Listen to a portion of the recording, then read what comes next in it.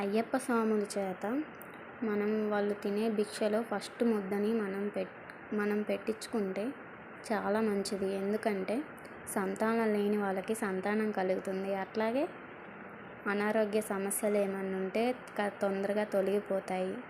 స్వాములు ముందు హారతి తీసుకొని శరణాలు చదువుకొని తర్వాత నీటిని భిక్ష చుట్టూ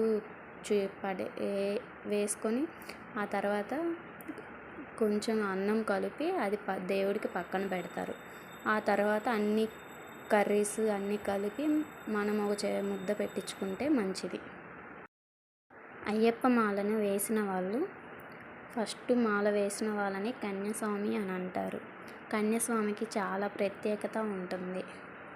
ఆ స్వామిని కలిపి నాకు ముద్ద పెడుతుంటే మా చిన్నిగాడు బూందీ లాగేసుకుంటున్నాడు. వాడికి కూడా కావాలంట, అందుకని లాక్కొని తింటున్నాడు.